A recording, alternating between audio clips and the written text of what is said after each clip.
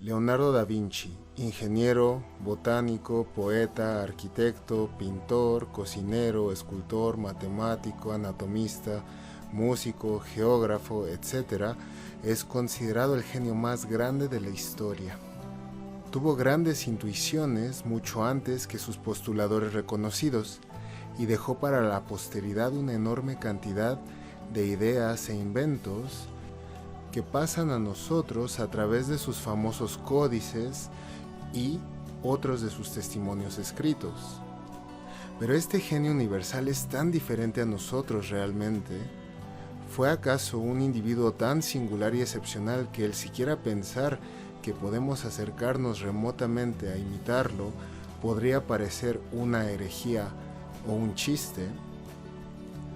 Soy el doctor en psicología Diego García y en esta serie exploraremos la vida y obra de Leonardo da Vinci, visitando algunos de los lugares en donde vivió y desarrolló su trabajo.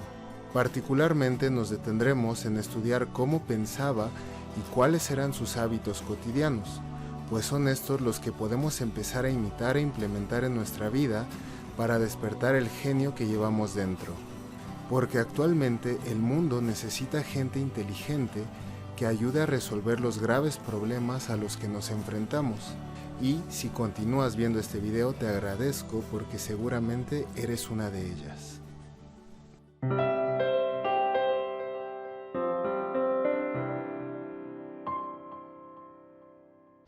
Leonardo da Vinci comentó: "Las personas buenas son naturalmente deseosas de saber".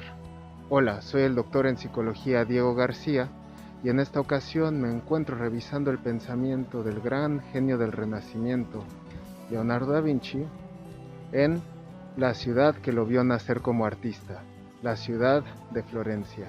Si es tu primera vez por aquí, considera suscribirte y activar las notificaciones para que no te pierdas ningún episodio de esta serie. Sin más, acompáñame. La idea de esta serie provino de la lectura del libro Cómo pensar como Leonardo da Vinci, de Michael Gelb, que continuaremos a utilizar como base. Sin embargo, a través de la investigación fui descubriendo más cosas y leyendo más fuentes que complementan este trabajo. Michael Gelb estudió el trabajo de Leonardo da Vinci y a partir de ellos aisló algunos de los principios que caracterizan el pensamiento de este genio del Renacimiento: curiosità, dimostrazione, sensazione, sfumato, arte, scienza, corporalità y connessione, que estaremos revisando a detalle en los próximos videos. Según Gelb, si empezamos a introducir algunos de los hábitos y formas de pensamiento de Leonardo da Vinci, podemos despertar y explotar nuestro potencial intelectual. Esto va muy de acuerdo con la serie anterior que hice, basada en el libro de Brian Tracy, Get Smart o Ponte Listo, cómo pensar y actuar como las personas más exitosas y mejor pagadas. La lección concreta sería: si imitas a personas que ya están en donde quieres estar, aumentas tu probabilidad de obtener resultados semejantes. ¿Cómo cambiaría tu vida personal, profesional y social si pudieras introducir la sabiduría del más grande genio de la historia? Antes de entrar de lleno a los principios de pensamiento, debemos ver cómo era el mundo que generó una persona como Leonardo da Vinci, porque encontraremos que actualmente, por muy desafortunada que es la situación del COVID, también es una circunstancia muy favorable para encontrar y despertar nuestra propia genialidad dormida. Leonardo da Vinci escribió: "Desdichado es el alumno que no supera al maestro". A unos metros de la orilla del Arno, en Florencia, se encuentra la iglesia de Santa María del Carmine, en donde se encuentra la expulsión del paraíso del artista Masaccio, una de las pinturas que inspiraron profundamente a Leonardo da Vinci y a Miguel Ángel Buonarroti, quienes pasaban horas estudiando la técnica del gran maestro, en la que se distingue un claro rompimiento con el estilo plano de 2 dimensiones característico de la Edad Media. Aquí Adán y Eva ahora aparecen representados con profundidad y realismo en su expresión. Se trata de una de las primeras pinturas que caracterizan al Renacimiento. Walter Isaacson explicó que para el joven Leonardo no había podido haber un entorno más estimulante y creativo que la Florencia de 1400. Su economía había florecido tremendamente desde sus inicios en la agricultura y el trabajo textil con lana, hasta convertirse en el centro más importante de Italia en el desarrollo del arte, la tecnología y el comercio. También se volvió el centro banquero más representativo a partir del uso del florín, caracterizado por la pureza de su oro, y que fue la moneda estándar en toda Europa. Los banqueros también adoptaron el pensamiento renacentista humanista, es decir, centrado en la capacidad y dignidad de las personas para lograr la felicidad en este mundo a través del conocimiento. Un tercio de la población de Florencia era literata, teniendo así el índice más alto de alfabetismo de toda Europa.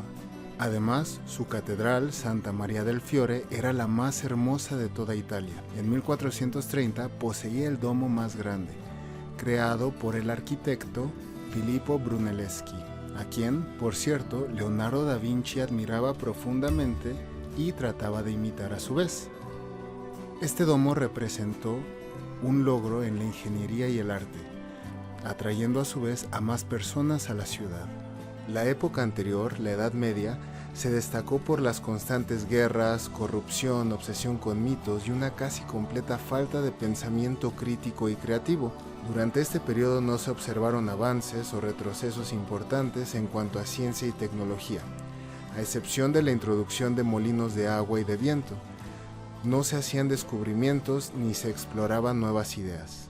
Se pensaba que la Tierra era el centro del universo, el paraíso se encontraba en los cielos, el infierno se encontraba debajo de la tierra.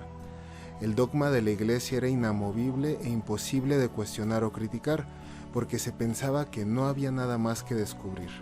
Se mantenía en ignorancia a la población, pues solamente los miembros del clero tenían acceso al aprendizaje de la lectura y la escritura. Durante el Renacimiento se pasa de la superstición y el dogma al ideal del poder y la potencialidad humana. Es aquí en donde surgen, por ejemplo, el astrolabio y la brújula magnética, que permitieron viajes de exploración y el desarrollo de rutas comerciales. Surge la imprenta, que permite una mayor difusión y alcance del conocimiento, así como aspectos aparentemente tan sencillos como lápices y papeles de bajo costo, que permitieron que cualquier ciudadano registrara conocimiento. También surge el reloj mecánico, que permitió controlar el tiempo, a diferencia de la Edad Media, en la que a veces las personas ni siquiera sabían en qué año vivían. Michael Gelb explica que gran parte de estos desarrollos surgieron por la expansión del capitalismo y el consumismo. Sin embargo, Gelb y King sugieren que lo que potenció principalmente el surgimiento del Renacimiento fue, sorprendentemente, la peste negra, que azotó a Europa, matando a 3/4 partes de la población. Tal cantidad de muertes, de la que no pudieron escapar ni siquiera los miembros de la Iglesia, llevó a los supervivientes a cuestionar el dogma religioso, empezando a invertir en educación privada, dando lugar, poco a poco, a un cambio en la mentalidad y conciencia colectiva. La salvación ya no quedaba en manos de la Iglesia, sino de uno mismo. Fueron el caos y cambio producido por la peste la que obligó a la humanidad a evolucionar, aumentando el valor del capital intelectual, que es la capacidad de las personas para adaptarse, aprender y pensar independiente y creativamente. Es aquí en donde surgen figuras como Masaccio, Brunelleschi, Giotto, Leonardo da Vinci, Miguel Ángel y Rafael. Durante el Renacimiento, aquellos que mantenían un modo de pensamiento medieval quedaron rezagados. Tony Buzan, uno de los principales conferencistas acerca del cerebro y sus capacidades, menciona que actualmente estamos en la era de la inteligencia. Aquí te dejo el link a una conferencia que di al respecto. Y en la era de la inteligencia, quien no evolucione y no cultive su capital intelectual quedará rezagado. Hoy en día el COVID continúa desafiando a la humanidad y es precisamente esta crisis la que nos debe obligar a evolucionar como personas y convertirnos en lo que Gelb llama Donne e Uomini Universali, Mujeres y Hombres Universales, del Renacimiento moderno. Es decir, personas bien formadas, balanceadas, cómodas con la ciencia y el arte, mentalmente literatas, es decir, que saben cómo funciona la mente y cultivan a su vez las inteligencias múltiples. También tienen que ser computacionalmente literatas, es decir, hábiles en el uso de la tecnología moderna y globalmente conscientes, entender conexiones globales e integrar distintas culturas, viendo el sexismo, el racismo, la homofobia, el nacionalismo o la persecución religiosa como indicios de un pasado primitivo. Esta serie tiene la intención de despertar el genio que todos y todas llevamos adentro, a través de prácticos consejos y actividades que se pueden introducir en tu día a día y que permiten hacer surgir aquella persona universal que debemos despertar por nuestro bienestar individual, familiar, colectivo y global, siguiendo las huellas del genio más grande de la historia, Leonardo da Vinci. Para la parte práctica de este video te comento que uno de los hábitos más importantes que tenía Leonardo y por el cual podemos conocer en gran parte su modo de pensamiento era el de registrar por escrito sus pensamientos e intuiciones. A primera vista sus apuntes parecieran ser un conjunto de ideas aisladas y desordenadas, pero ello nos hace ver cómo era su proceso mental, su modo de percibir el mundo y como consecuencia su modo de aprender y crear. A veces escribía algún poema y en la misma página podía poner algún dibujo con temática científica. Escribía en el mismo cuaderno algún chiste, recetas de cocina, listas de pendientes, predicciones, sus sueños, etc. Él pensaba que todas las ciencias y fenómenos estaban conectados entre sí, y que por lo tanto más que separar en temáticas había que encontrar el hilo conductor que los unía. Así que como paso fundamental elige un cuaderno que te guste. Te dejo una recomendación en la descripción. El objetivo no es que este cuaderno esté ordenado o bonito, como usualmente se nos enseña en la escuela, sino que sirva para empezar a liberar nuestra mente de esquemas rígidos para poder empezar a hacer conexiones originales en las que nadie más habría pensado. Escribe todo lo que quieras, tus sueños, metas, reflexiones, poemas, preguntas, etc. Y te recomiendo mucho que complementes con dibujos si así lo deseas. Te invito a que elijas entonces un cuaderno que te guste, consigas colores y que intentes llevar un cuaderno de apuntes al estilo Leonardo da Vinci, al menos con esta serie. Te sorprenderás del resultado y, más importante, empezarás a sorprenderte a ti misma o mismo de tu capacidad para despertar tu genialidad dormida. Así que no olvides suscribirte y activar las notificaciones para que no te pierdas ninguno de los episodios de esta serie. Muchas gracias por estar aquí y nos vemos pronto.